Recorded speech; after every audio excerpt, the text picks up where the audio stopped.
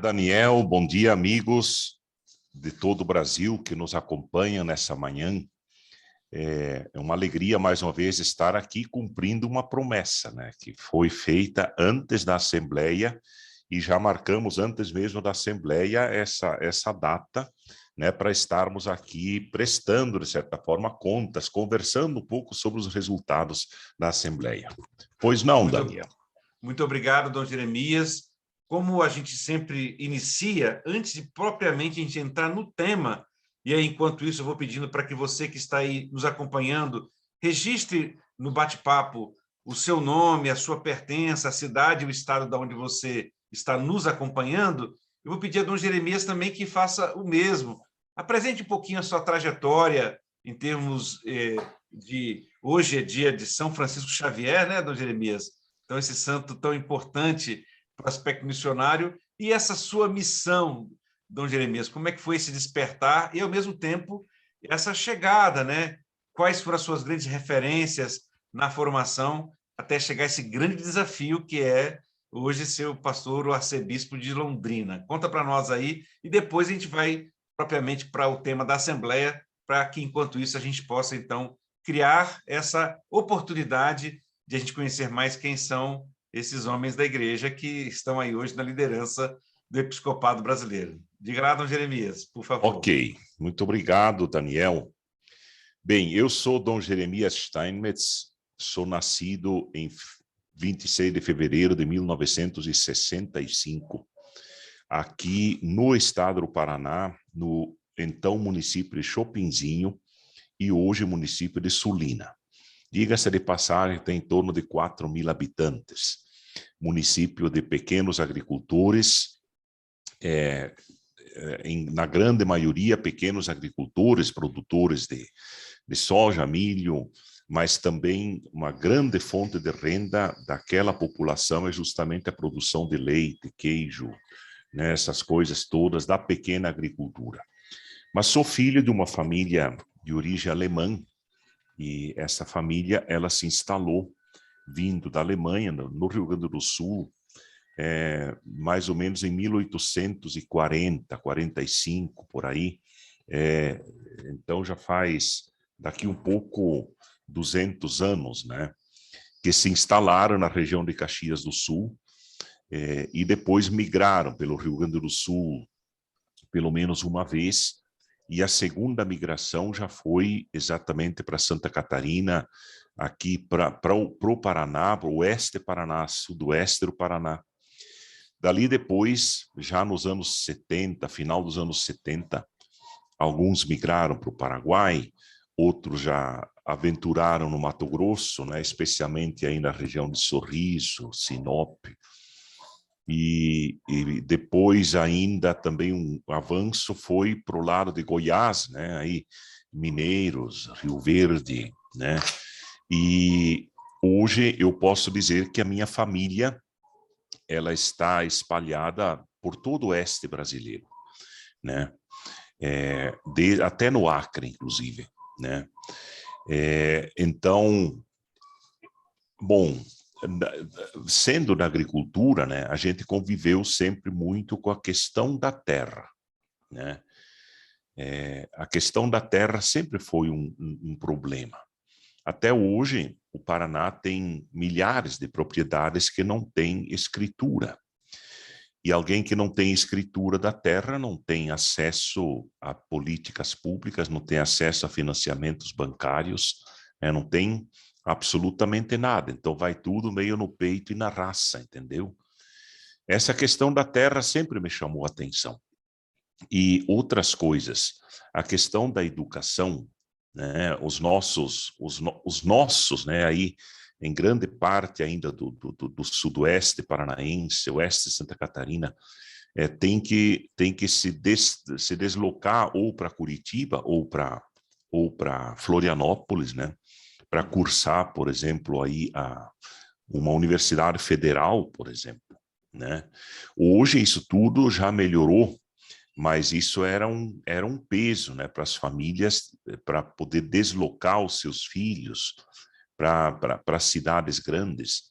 Muitos deles depois não voltavam, né, porque se acostumavam com a capital, né, com a vida da capital, não queriam mais saber, né, do trabalho mais duro do interior, assim por diante. E, curiosamente, né, a minha formação, ela foi em Palmas, aqui no Paraná, diga-se, é a cidade mais fria do Paraná, né? Ali eu fiz seminário menor, fiz também a primeira faculdade, e depois terminei os estudos de teologia em Florianópolis. E ali é que aconteceram, de certa forma, as grandes influências na minha vida, né? Além, naturalmente, de Dom Agostinho José Sartori, que foi meu bispo, né? Durante muito tempo, me ordenou diácono, me ordenou padre, e esteve presente também na minha ordenação episcopal, mas já bastante abatido, né? E em Florianópolis eu tive grandes professores. Um deles, por exemplo, Dom Orlando Brandes, foi meu professor. Outro, Dom Manuel João Francisco, que é bispo aqui de Cornélio Procópio, também foi meu professor. Dom Murilo Krieger, né? Foi meu professor em Florianópolis, além de outros, o padre Ney Brasil Pereira, padre Vitor Galdino Feller, o professor Evaristo de Biasi, padre também lá da região de Tubarão, né? Então foram essas as grandes influências, né? Que todos eles sempre tinham um trabalho, mesmo em sala de aula, uma fé muito comprometida, e em que, de fato, se refletia muito sobre a questão de como a igreja pode continuar ajudando, de fato, na organização do povo, né, da população, na conquista dos seus direitos. Daniela, eu diria, aquela boa teologia da libertação, entendeu? Aquela teologia que, de fato, se coloca a serviço do povo, da população, não simplesmente questão política, especialmente partidária, mas aquela força da igreja na organização do povo, né, como a gente vê tantos e tantos exemplos bonitos pelo Brasil afora. E, curiosamente, quando fiquei bispo, vindo aqui para o norte do Paraná, porque eu sou do sudoeste, né, do sudoeste paranaense, lá em Paranavaí, pude acompanhar algumas questões, e a nível de episcopado já logo comecei a acompanhar Cáritas, pastoral da migração, dos migrantes, e vindo aqui para Londrina, eu também, além dessas duas, já como praticamente presidente do Regional Sul 2, era vice-presidente quando vim, depois me tornei presidente, acompanhando também a CPT, acompanhando as pastorais sociais, assim, de maneira um pouco mais geral, a sexta Semana Social Brasileira. Então, são meios que a gente tem para poder contribuir, né, com a reflexão, com a presença da igreja nesse meio. Que bom, toda uma trajetória, então, marcada por influências importantes, né, da formação dessa consciência. Inclusive, essa semana estive conversando com o padre Oscar Beoso, porque nós estamos justamente, aproveito para fazer essa divulgação aqui, juntamente com o setor das pastorais sociais da CNBB, Comissão Brasileira de Cicipar, Cefep e a Comissão Episcopal para o Laicato, forjando uma parceria com a Universidade Católica de Pernambuco sobre dimensão social da fé. E o que Padre Beoso nos chamava a atenção na grade que a gente estava construindo é justamente, Daniel, precisa colocar também a teologia e as reflexões próprias da aplicação da própria doutrina social da Igreja pela Igreja do Brasil. E aí eu só falava justamente da questão da terra, né? Da questão do trabalho, da questão da migração, e sobre todos esses documentos, o episcopado brasileiro, pela CNBB, e algumas expressões que o senhor acaba de mencionar aí, também se dedicaram muito. Então, muito importante saber dessa ligação, né? E aí, propriamente, dessa responsabilidade. E já temos gente de norte a sul do país aqui conosco. Então, Dom Jeremias, né? Olha Tem que aqui maravilha. lá a Cristiane do Mato Grosso do Sul, já que o senhor falou de oeste, né? Ela está Uhum. lá em Corumbá, a diocese lá Nossa, de Dom Bergamasso, né? João sim, Dom Inácio, Bergamasco, sim. exatamente. Jussara, minha esposa aqui acompanhando também, a Onésia, militante de direitos humanos aqui, lá do Espírito Santo, do Vale do Rio Doce, a Cássia, participa lá das comunidades também, Maria José, de Aparecida de Goiânia, Goiás, o Inácio Werner, que é lá de Cuiabá, Mato Grosso, né? Margarida Onofre aqui também, da nossa pastoral carcerária de comissão Cicipaz, Silvino Rec, né? Do Movimento Fé e Política, lá do Rio Grande do Sul, o Renê também, aqui do Lago Oeste. Então, várias pessoas que estão registrando aqui a sua presença e já estão curiosas em saber, aqui, muito oportuna essa conversa pós-assembleia, curioso para ouvir o bispo falar. Então, vou deixar de falar muita coisa para justamente ouvi-lo. Ok, Jeremias, obrigado. então, Sim. nesse caminho, que destaques a Assembleia Eclesial, para uma informação mais geral, aconteceu de 21 a 28 de novembro, teve a sede física em Guadalupe, no México, e com várias participações, 1.000 delegados ao todo, né, de toda a América Latina, como nós estávamos aqui mencionando, e tivemos, então, a presença dos bispos, do laicato, homens e mulheres, tivemos a presença também de religiosos, de presbíteros, de diáconos, e de também representantes de movimentos sociais e populares, né? Essa voz também de movimentos de povos indígenas que também se fizeram presentes, né? Então, nessa perspectiva, quais são os destaques que o senhor faz da Assembleia Eclesial da América Latina e Caribe, né? Qual foi a novidade nesse processo, nessa construção? E, na sua avaliação, os objetivos dessa Assembleia foram alcançados? Contigo a palavra, então, Dom Jeremias. Certo, muito obrigado. Então, eu gostaria de dizer que, de fato, né, se cumpriu aquilo a que se propunha, né, uma grande reflexão sobre a continuidade do processo do CELAM, da evangelização aqui na América Latina, a partir, inclusive, daquilo que já é história da Igreja na América Latina. A gente não pode esquecer que primeiro, vamos dizer, que na reflexão que foi feita com o Santo Padre, quando foi proposto, inclusive pela presidência do CELAM, de se fazer uma sexta assembleia do CELAM, o Papa teria sido enfático, né? Não precisa uma outra assembleia. Vamos fazer uma assembleia eclesial, né? E foi logo colocando os objetivos, quer dizer, a assembleia do CELAM seria de bispos, e aí os nossos assessores de teologia, assim por diante. Mas a Assembleia Eclesial inclui, de fato, a ideia de toda a questão do povo de Deus. Daniel, podemos dizer assim que a nossa prática, por exemplo, aqui no Brasil, e eu vivi isso desde os primeiros anos, inclusive como seminarista, por exemplo, aquelas assembleias diocesanas, né, que a gente fazia e continua fazendo, né, em que se ouvia desde as comunidades pequenas lá do interior, né, onde tinha lá um ministro, 2 ministros, ou tinha lá a comissão que cuidava da igreja, tinha o pessoal dos grupos de família, o pessoal das pastorais, né, uma outra pastoral, os jovens, assim por diante. Desde ali, eu lembro, a gente ouvia aquelas comunidades, ia sintetizando, até chegar no dia daquilo que era chamado de Assembleia Diocesana, onde a gente discutia as grandes questões e se votava, né?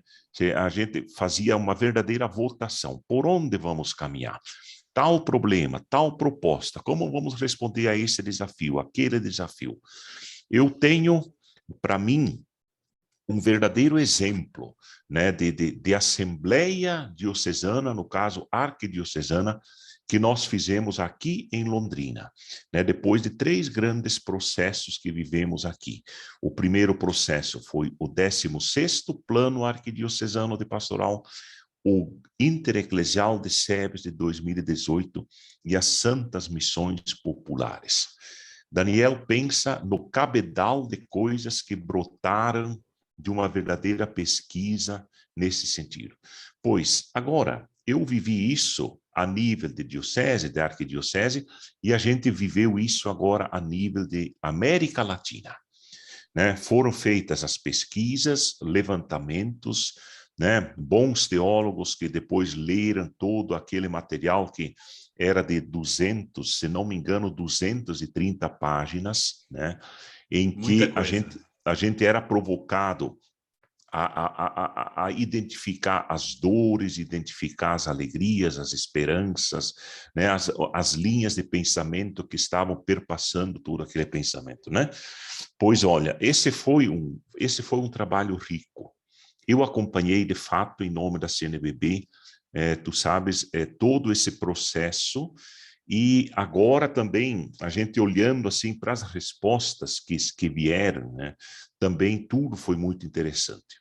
A Assembleia em si, ela foi também, né, a gente começava aqui no nosso horário, Horário. praticamente 11 horas da manhã, e almoçar 4 da tarde, companheiro, isso não foi nada fácil, né?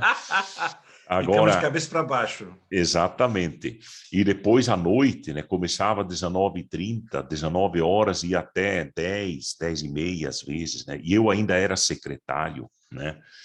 Então, a gente viu a participação dos grupos. Eram mais de 40, era em torno de 50 grupos, entendeu? 50 grupos. Uhum. De 15, às vezes 20 pessoas. O meu grupo era de 17, né?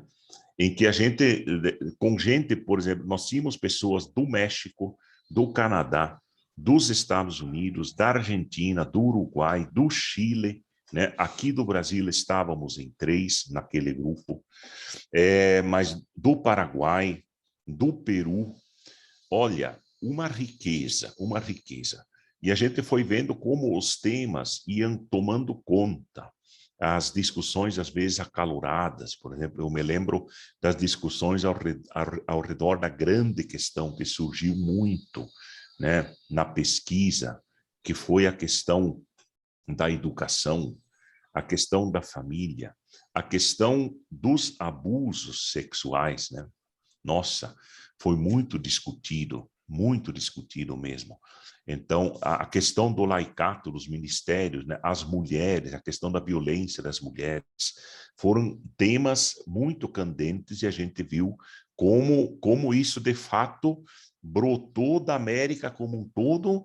A gente ouvindo as outras pessoas de toda a América, como disse, parecia que estava falando aqui de Londrina, que estava falando aqui do Paraná, né? Que estava falando do Brasil. Não, mas não é sobre o Brasil, é sobre a América, né? Mas é praticamente a mesma realidade, a questão da pobreza, a questão das polarizações, né? Fake news, são todos temas que apareceram muito fortemente. A questão do laicato, dos ministérios, né? Foi muito interessante, Daniel. Uhum. Nesse caminho aqui, então, só para fazer mais alguns registros, né? Nós temos a irmã Sueli Belato também, que é a presidenta da CRB aqui de Brasília e da região aqui de Brasília, Formosa, né, que temos aqui em Goiás, né, nos arredores. E também temos o João Sana, lá da nossa comissão de promoção da dignidade da pessoa humana, que também nos acompanha. Irmã Alcimara, franciscana Maristela, de Belém do Pará, também agora está aqui conosco, né? E, nesse sentido, a gente vê que a Assembleia Eclesial, pelo que o senhor estava dizendo, é um pouco a extensão dessa experiência muito viva da Igreja do Brasil, que se espraiou pela América Latina, e, pelo que eu estava dizendo, também tive essa oportunidade de viver os temas, então, muito presentes também na nossa própria realidade, seja os aspectos desafiadores, né? A situação Sim. de fome, de miséria, a polarização no campo da política e todo esse clima que nós temos enfrentado aqui no Brasil também, mas seja também essa questão da participação efetiva do laicato, e, nesse sentido, o tema é muito presente no nosso grupo também do próprio clericalismo, né? Então, algumas questões como essa que se colocaram e que nós temos aí o desafio de poder pensar, né? E, nesse sentido, de retomar aquilo que já estava desde 2007 em Aparecida, né? Que possamos assumir o nosso batismo como discípulos missionários, discípulas missionárias. Nesse espírito, Dom Jeremias, então, quais foram os principais resultados na sua avaliação da Assembleia Eclesial, né? Quais são as questões que ficam como tarefas? Será que é o caso da gente agora ter uma Assembleia Eclesial também na Igreja do Brasil? Ou nós vamos dar esse salto? Fazemos nas dioceses e nos regionais e na própria experiência da Igreja do Brasil. Mas primeiro vamos falar da América Latina, porque essa questão já está aparecendo aqui também entre os nossos debates que me mandaram agora essa questão para fazer para o senhor aqui. Mas vamos ver. Sim, ok, obrigado. Eu ainda queria registrar a forte participação, né, no debate como um todo, no esclarecimento da questão, no discernimento das questões de muitos bons teólogos, homens e mulheres, né, religiosas, padres, leigos também.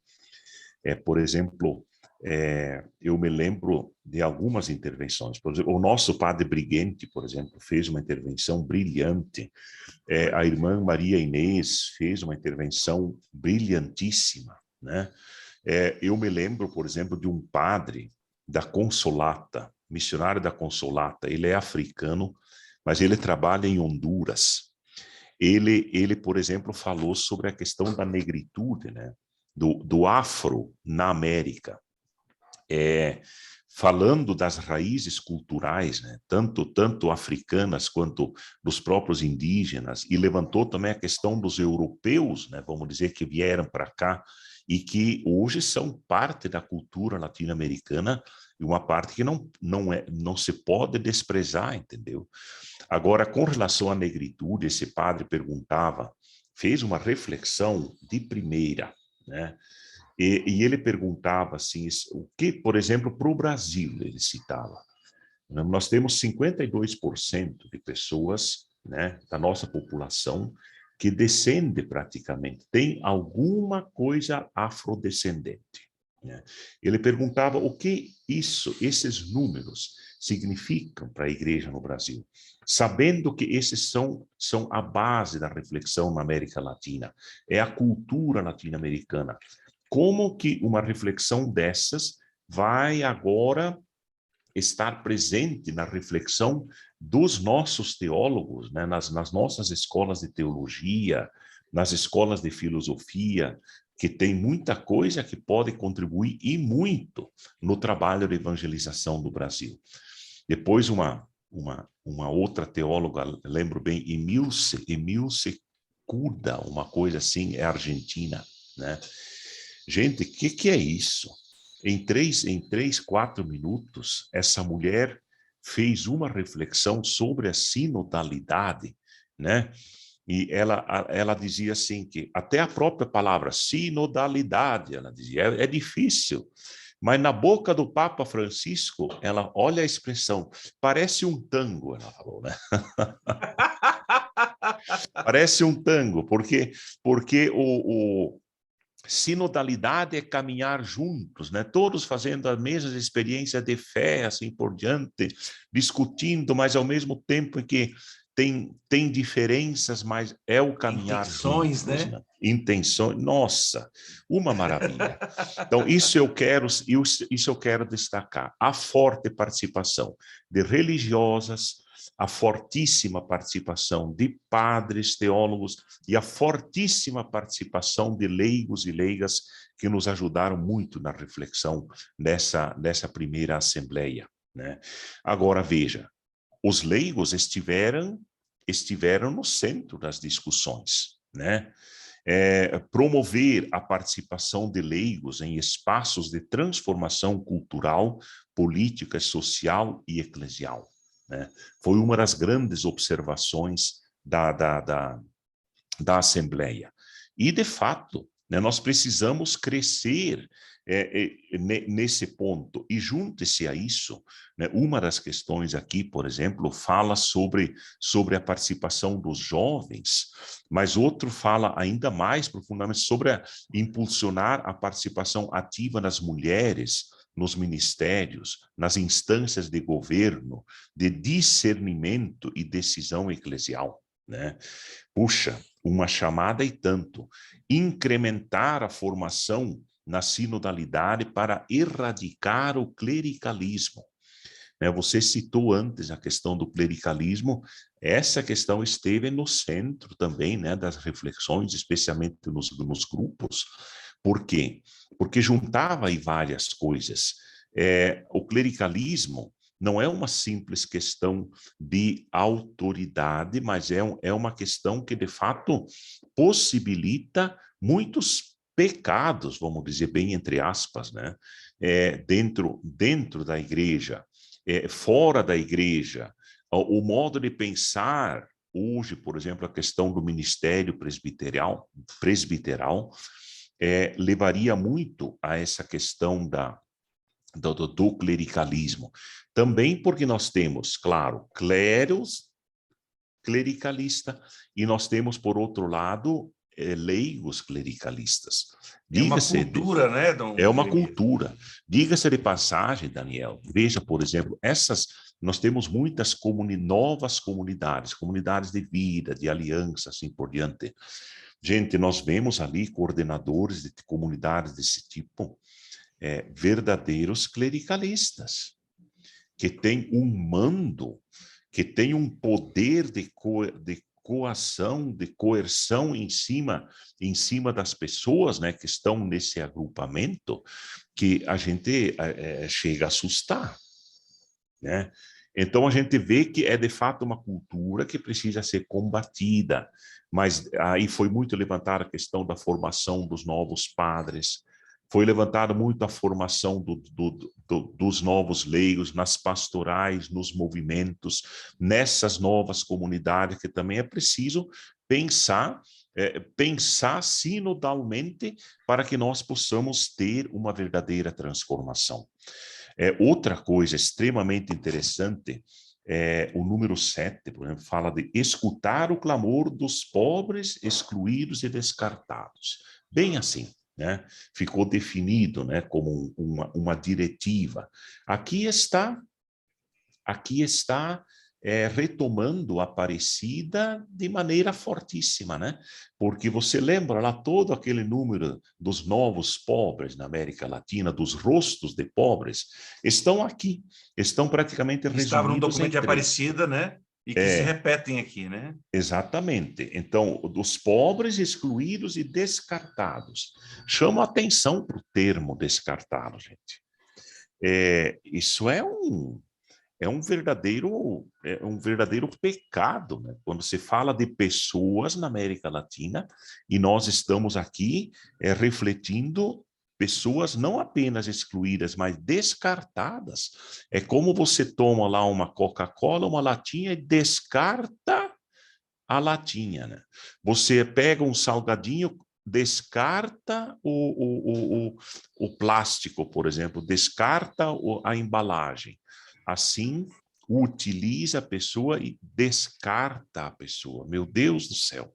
Olha, é um termo sociológico que precisa ser melhor entendido ainda, né? Bom, outras coisas, por exemplo, nesse sentido da questão do clericalismo, por exemplo, reformar os itinerários formativos dos seminários, incluindo temáticas como ecologia integral, povos originários, inculturação, interculturalidade e o pensamento social da igreja. Olha o alcance de uma proposta dessas, né? Isso foi uma verdadeira moção, né? Outra coisa que nós já estamos, assim, inclusive, trabalhando muito no Brasil, é a questão da renovação, então, a partir da palavra de Deus. Então, toda a reflexão que nós já temos, isso e aquilo, mas renovar à luz da palavra de Deus e o Concílio Vaticano II, né? É o nosso conceito e experiência de igreja, povo de Deus, em comunhão, com a riqueza da ministerialidade, que evite o clericalismo e favoreça a conversão pastoral. Muito, muito interessante. São propostas verdadeiramente fantásticas que, diga-se de passagem, precisam ser levadas. Você falou, sei lá, a nível nacional, mas eu tenho certeza que nos próximos anos, por exemplo, essa listinha aqui deverá estar presente nas nossas dioceses, né, nas nossas pastorais, nos movimentos, assim por diante, para ver como a gente vai continuar aprofundando, de fato, a pastoralidade, né, de todas essas proposições, de todas essas reflexões que nós podemos ver aqui. Tudo muito rico. Ainda posso continuar falando, Daniel? Por favor. Sim. Então, o número 10 diz exatamente: reafirmar e dar prioridade a uma ecologia integral em nossas comunidades, a partir dos 4 sonhos de querida Amazônia, né? Então, aqueles sonhos do Papa lá em querida Amazônia, que tanto chamaram a atenção, porque também ele, mais uma vez, como dizia a teóloga, parece um tango, né? Quando ele fala, né? É assim, é como colocar isso. E aqui está uma novidade, não total, mas veja, quando se propôs a Assembleia Eclesial, era retomar, ver as grandes questões que já vinham nos documentos da América Latina, do CELAM, né? Mas como a Aparecida foi em 2017, aliás, 2007, desculpa, 2007, né? Então nós temos aí já praticamente 14 anos em que a gente percebe tantos novos desafios.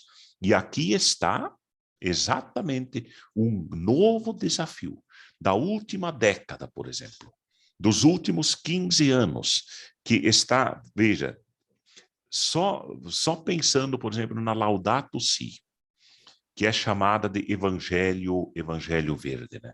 Depois, toda a reflexão que se fez ao redor da Amazônia, toda a pesquisa, e o documento Querida Amazônia, com esses 4 sonhos. Isso tinha que entrar nessa reflexão aqui, né? Então, é uma novidade, é alguma coisa que nós, de fato, temos que crescer e começar a responder de maneira mais contundente. Ou seja, na Agora, verdade, a Assembleia Eclesial meio que recepciona os resultados do Sínodo da Amazônia nesse sentido, né? Quando, exato.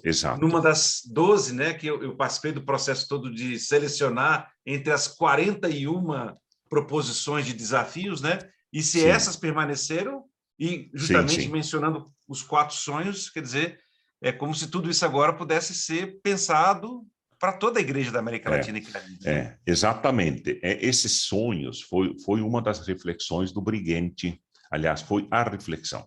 Depois tinha, né, na composição disso tudo, havia o grupo de síntese, né, e o grupo chamado de discernimento. O professor Brighenti, padre Brighenti, era do grupo de discernimento, entendeu? Junto com outros teólogos, né, em que eles pensavam um pouquinho a síntese, né, no sentido de fazer exatamente com que mais ou menos tudo, né, pudesse entrar, pelo menos na reflexão. Ainda, né, a questão do propiciar o encontro pessoal com Jesus Cristo encarnado na realidade do continente.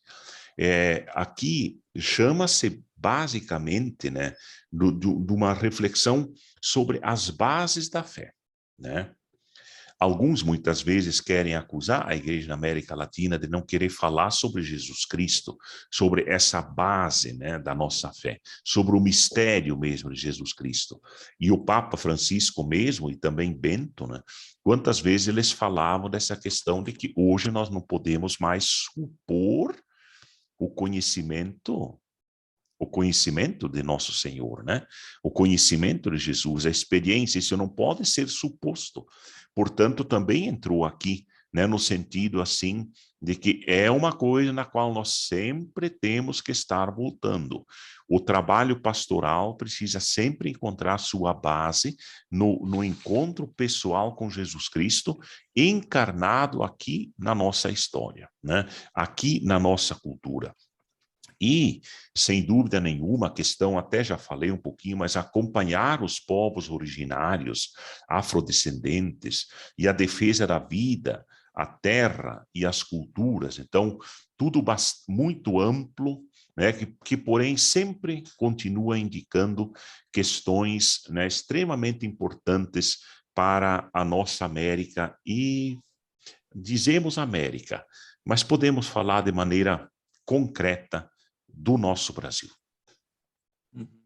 Quer dizer, então, essas são diretrizes que vão iluminar a nossa caminhada. Quer dizer, agora acho que cabe a nós, né? A gente falava muito disso, né?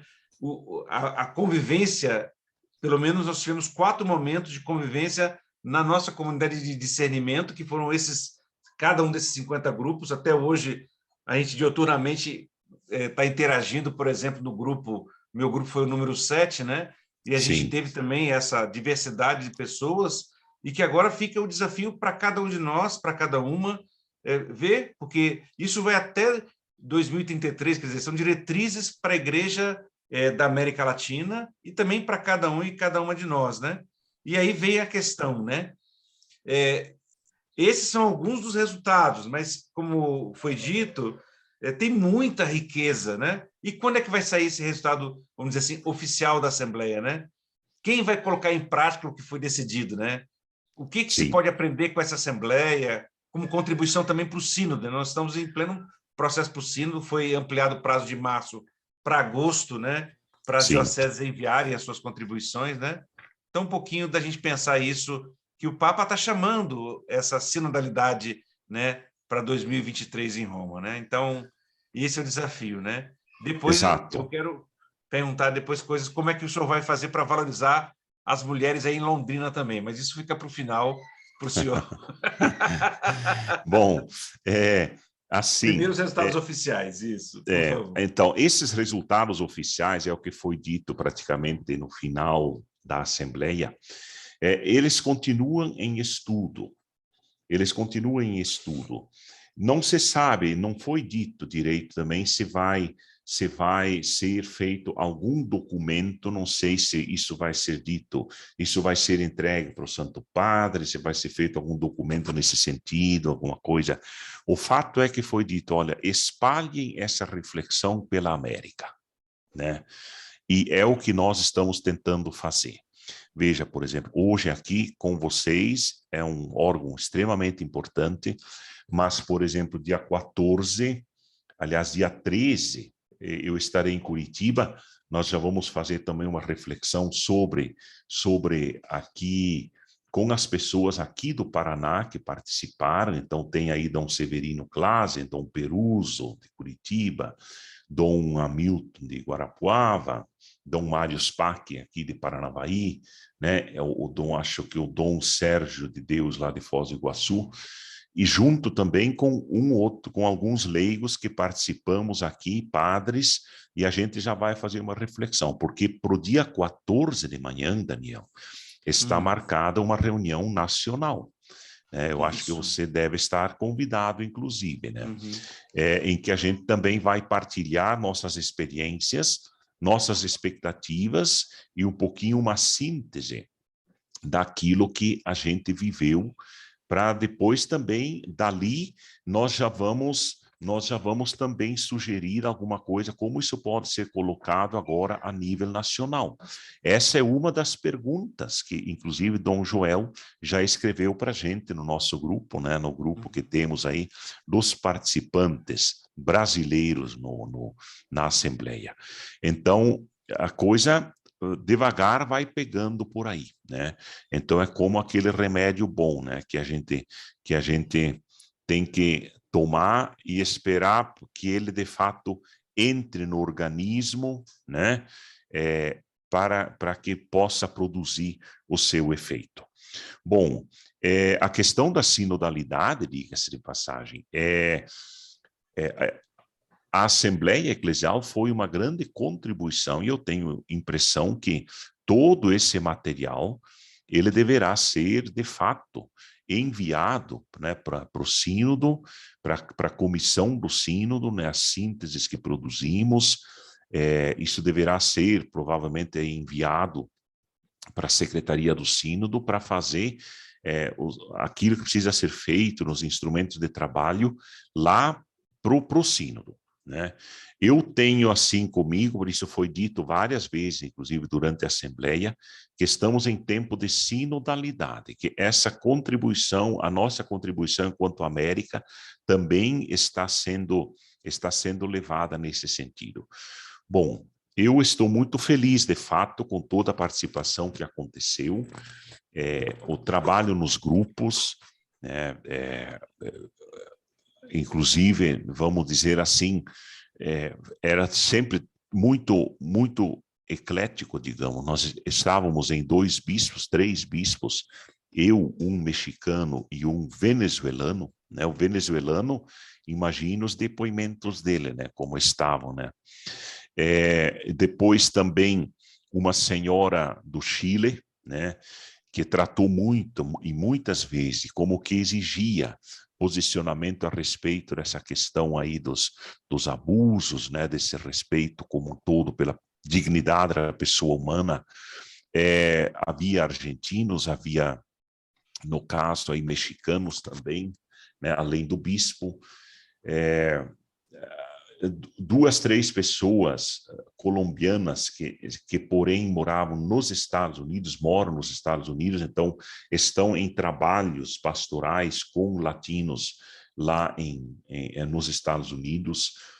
Então foi tudo muito rico. Então, para o sínodo é um verdadeiro trabalho sinodal, foi um verdadeiro exercício, né, no trabalho como sínodo. Basta e precisamos, de fato, nos converter cada vez mais para que isso possa continuar acontecendo e produzindo frutos aqui, como vai produzir com certeza no mundo inteiro. Agora, tem uma outra coisa, né, que às vezes, não sei, Daniel, se você também percebeu, às vezes a nossa linguagem brasileira, em algumas coisas, a nossa reflexão, ela está lá na frente. Entendeu? Por exemplo, nessa questão dos abusos sexuais. Olha, eu sou bispo novo, reconheço isso.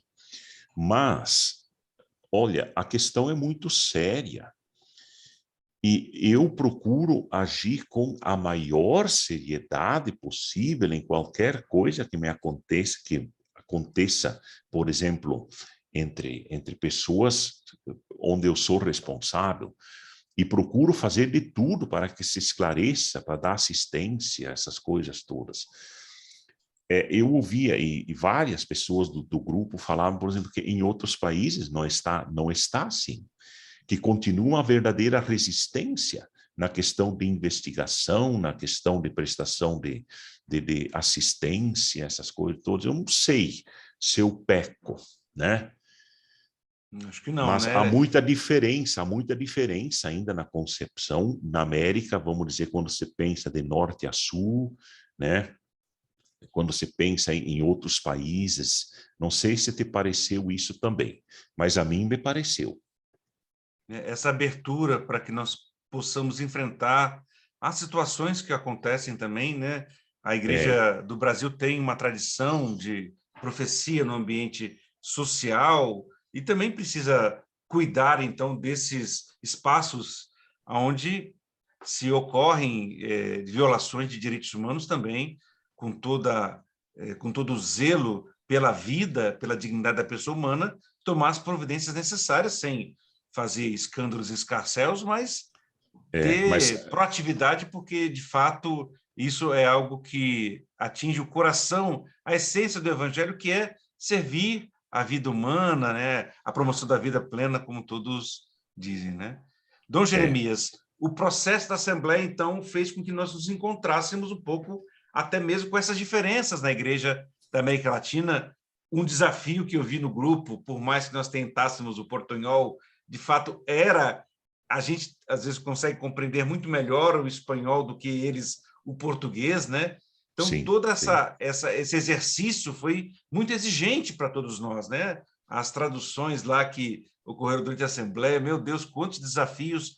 E eu vejo que esse clamor, né, da enculturação, da interculturalidade, que se traduz talvez na prática para nós na questão da conversão, né, no sonho cultural e na conversão pastoral, né? De uma igreja Sim, mais próxima, né, das pessoas é. que estão, como os desafios nos colocam, né? O seu Vino levanta a questão aqui, então, só para não deixar de registrar também, o Reinaldo, lá da Pastoral de Fé e Política de Itupeva, São Paulo, né? A Paula também está aqui conosco, nos acompanhando também, e o Selvino nos coloca, né? Quais são os passos de continuidade de todo esse processo de reflexão e principalmente de ação, né? como chegar na ponta nas comunidades, né? Ele que anteriormente tinha divulgado que do dia 26 ao dia 30 vai acontecer o Fórum Assembleia de Convergência, Resistências, Cuidado com a Casa Comum, durante o Fórum Social das Resistências lá em Porto Alegre, retomando de 26 a 30, né? Então, janeiro de 2022, Porto Alegre volta a ser essa capital das resistências, mas, ao mesmo tempo, ele pergunta como que a gente poderia fazer para que cada vez mais essa temática chegasse nas comunidades, nas pastorais. E com isso a gente vai quase que concluindo o nosso programa de hoje. Ok. Bem, eu já falei que tem aí várias coisas que nos próximos dias vão estar acontecendo. Os regionais, por exemplo, eu já fiquei sabendo, o Rio Grande do Sul já fez a sua reflexão regional, né? Não sei exatamente o que foi dito e tudo, mas eu li que o Rio Grande do Sul já fez. Nós aqui no Paraná vamos fazer agora, né? Também provocados por um ou outro bispo, né, que participou. Então, vamos fazer a nível regional também. Santa Catarina, se já não fez, mas deve estar se organizando também, né? E assim, essa reflexão ela vai agora descendo um pouquinho mais. Foi de toda a América, deverá ser agora do Brasil e deverá também chegar nos regionais. E assim, é claro que tem que chegar nas dioceses. A efetividade e o sonho mesmo, né, quer dizer, o que nós precisamos é que chegue nas dioceses, chegue nas paróquias e efetivamente chegue, né, por exemplo, nas comunidades. Na reflexão lá, ali aquela comunidade que nem tem Santa Missa, né, todos os domingos ou todas as semanas, mas que essas reflexões podem ajudar a fazer a diferença, né, na compreensão da ministerialidade, né, na participação do povo de Deus, assim por diante. Então, eu tenho muita esperança de que ainda estamos aqui bem no início, porém, todo esse processo devagar se cumprindo, e aí no meio disso tudo, para o ano que vem, nós temos vamos ter, pelo menos de alguma forma, né, a Assembleia da CNBB, aqui nos regionais, a gente vai tratar disso com certeza, né? Então, será um processo muito rico. E as coisas boas, elas vêm também devagar, entendeu?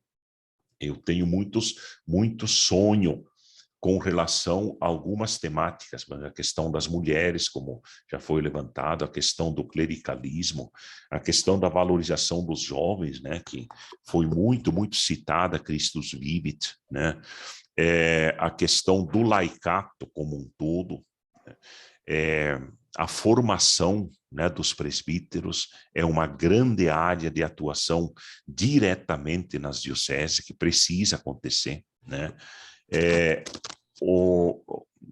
Além disso, né, essa questão das pastorais sociais, por várias vezes citou-se o grande discurso do Santo Padre sobre terra, teto e trabalho, né, que está inspirando... É o tema da nossa Sexta Semana Social, né? Exatamente, a Sexta Semana Social Brasileira. Quer dizer, várias temáticas estão aí. A questão da exploração também de órgãos, assim por diante, e juntando aí um pouco a questão dos abusos, né? Cita-se a questão da dignidade da pessoa humana, mas tudo isso acaba entrando. E são todas questões que nós temos já, pelo menos embrionariamente, estão sendo trabalhadas na CNBB, em alguns regionais, uns mais, outros menos, mas as coisas estão presentes na nossa igreja. Uhum. Bom, estamos concluindo mais um programa Despertar com Justiça e Paz. No dia de hoje, nós entrevistamos Dom Jeremias Steinmetz, e ele nos trouxe um pouquinho, a partir do compromisso assumido ainda em outubro, né, Dom Jeremias? Um pouco desses resultados da Assembleia Eclesial, que, de alguma forma, hoje nós estamos prestando conta. Também tive a alegria de estar pela Comissão Brasileira, juntamente com Maria Luísa Lécio, lá da Comissão de Olinda e Recife, e também da Comissão Brasileira de Justiça e Paz, e temos esses desafios, 12 desafios pastorais com suas orientações, e aí passam quase chegam a 30, né? Estão decorrentes desses 12 desafios tirados, e agora cabe a cada uma de nós, então, fazer esse processo de desdobramento na nossa caminhada, justamente nesse momento em que o Papa Francisco nos chama a discutir, a refletir e a pensar a questão da sinodalidade, né? Então, é como se fosse uma confirmação dessa caminhada mais aberta, mais participativa da Igreja do Brasil, mas que também precisa, como o próprio Dom Jeremias colocava, né, de conversões permanentes para que estejamos, então, cada vez mais aptos a essa fidelidade ao Evangelho para chegar nas pessoas que mais precisam. Dom Jeremias, para encerrar, uma palavra final de tua parte, que sinais de esperança o senhor percebe a partir da Assembleia Eclesial e que bons desejos o senhor faz. Já estamos entrando no mês de dezembro, é tempo de advento, né? O que o senhor pode nos trazer de palavra final e de bênção para a nossa caminhada de justiça e paz na Igreja do Brasil? Contigo a palavra final, Dom Jeremias. Ok. Nós podemos ver assim claramente que a Igreja na América Latina, mais uma vez, fez essa opção, né? Muito clara, como dizia no Evangelho de ontem. Nem todo aquele que me diz Senhor, Senhor, né, entrará no reino. Portanto, esse é um desafio permanente na igreja. Sim, nós temos que sempre renovar a nossa fé no Senhor. É um dos dados da nossa fé.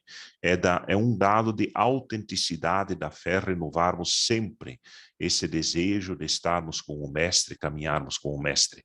Mas, por outro lado, né, essa questão da ortopraxis, digamos assim, a questão da luta, a questão do estar com o outro, a questão da justiça social, a questão da dignidade humana, é um outro dado extremamente importante para a fé, né, para que nós possamos, de fato, continuar sendo fiéis a nosso Senhor. Toda a Assembleia ocorreu nesse sentido. Como sermos fiéis, de fato, a nosso Senhor Jesus Cristo no nosso tempo. Para mim, particularmente, isso é sempre essencial. Toda reflexão tem que partir disso e como essa fé pode nos ajudar a transformar o mundo.